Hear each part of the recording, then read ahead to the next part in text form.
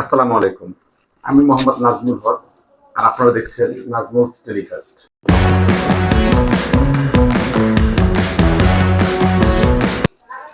অনেকের মাঝেই প্রশ্ন জাগে, কিভাবে ডলার হয়ে উঠলো বিশ্ব অর্থনীতির রাজা। আচ্ছা ভাবুন তো, এই পৃথিবীতে Bangladesh, Bharat, Pakistan, England, France, Germany সহ কত দেশ রয়েছে, বিভিন্ন ধরনের দেশ। তাদের রয়েছে আলাদা আলাদা ভাষা, রয়েছে ভিন্ন ভিন্ন সংস্কৃতি। কিন্তু ব্যবসা করতে গেলে সবাই কেন ডলার চায়? কেন তেলের লেনদেন হয় ডলারের মাধ্যমে? কেন আন্তর্জাতিক ঋণ দেওয়া হয় ডলারে? কেন একটি দেশের টাকা আজ পুরো বিশ্বের অর্থনীতিকে নিয়ন্ত্রণ করছে?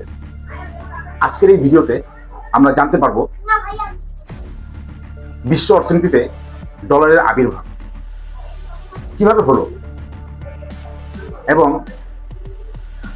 কিভাবে ডলার হয়ে উঠলো পৃথিবীর সবচেয়ে শক্তিশালী একটি মুদ্রায়। যে আমাদের জানতে হবে ডলারের ইতিহাস বা জন্মকথা। গল্পের শুরুটা হয় মূলত 1792 সালে। আমেরিকা তখন সদ্য স্বাধীন ও নবগঠিত একটি রাষ্ট্র। আমেরিকানরা তখন সিদ্ধান্ত নেয় যে তারা একটি নতুন মুদ্রা চালু করবে।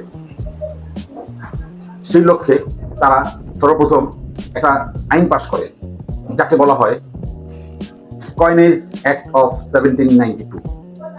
এবং এভাবেই শুরু হয় ইউএস ডলারের যাত্রা। তখন ডলার সংযুক্ত ছিল স্বর্ণ ও রূপার মূল্যের সাথে, অর্থাৎ যত ডলার তত স্বর্ণ বা রূপার মজুদ থাকতে হবে।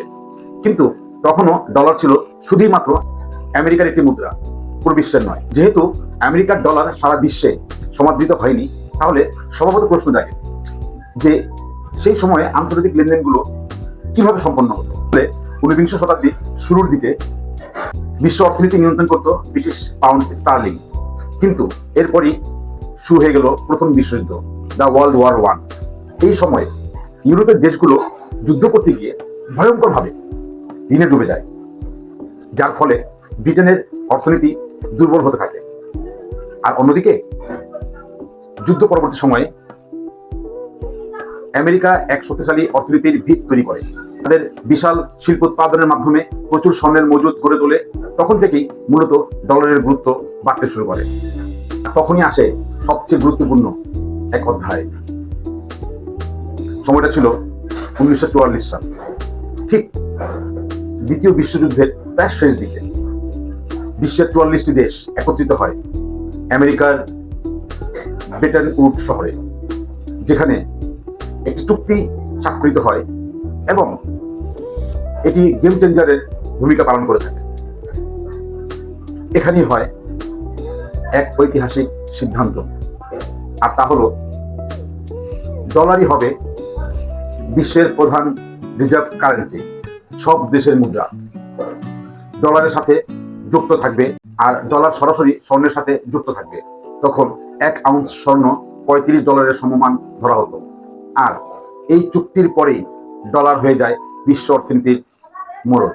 কিন্তু সমস্যা দেখা দেয় 1971 থেকে 1974 সালের মধ্যবর্তী সময়টিতে। এই সময়ে আমেরিকা বেশি বেশি ডলার ছাপতে শুরু করে, আর তাদের স্বর্ণের মজুদ ক্রমশ কমতে থাকে। 1971 সালে প্রেসিডেন্ট নিক্সন হঠাৎ একটা ঘোষণা দেন, ডলার আর স্বর্ণের সাথে যুক্ত থাকবে না।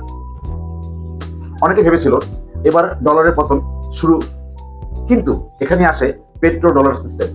তখন আমেরিকা, সৌদি আরব সহ বিশ্বের তেল উৎপাদনকারী দেশগুলোর সাথে চুক্তি করে যে বিশ্বের সব তেল কেনাবেচা হবে ডলারে। এর ফলে প্রতিটি দেশে ডলারের চাহিদা বেড়ে যায়, যার ফলশ্রুতিতে ডলার আরো শক্তিশালী হচ্ছিল। যেহেতু ডলার অনেক বেশি শক্তিশালী হচ্ছিল, তাই আজকের দিনে ডলারের ক্ষমতা এত বেড়েছে যে আন্তর্জাতিক বাণিজ্যের 80% বা তারও বেশি লেনদেন হয় ডলারে। IMF, ওয়ার্ল্ড ব্যাংক ঋণ দেয় ডলারের মাধ্যমে। এমনকি বৈশ্বিক রিজার্ভের বড় অংশ ডলারের মাধ্যমেই সংরক্ষণ করা হয়। এমনকি আমেরিকা যদি চায়, তাহলে তারা একটি দেশকে ডলার সিস্টেম থেকে বের করে দিয়ে পুরো অর্থনীতি অচল করে দিতে পারে, যাকে বলে ইকোনমিক স্যাংশন। তবে আজ প্রশ্ন উঠেছে, চীন, রাশিয়া, ব্রিক্সের মতো বা ডিজিটাল কারেন্সি বা ইউরো মিলে কি ডলারকে চ্যালেঞ্জ করতে পারবে? সম্ভবত পারবে, কিন্তু আপাতত ডলারই বিশ্ব অর্থনীতির রাজা। ডলার শুধু একটি মুদ্রা নয়, এটা শক্তি, রাজনীতি আর কৌশলের প্রতীক। স্বর্ণ থেকে যুদ্ধ, যুদ্ধ থেকে তেল, আর তেল থেকে বিশ্ব আধিপত্য।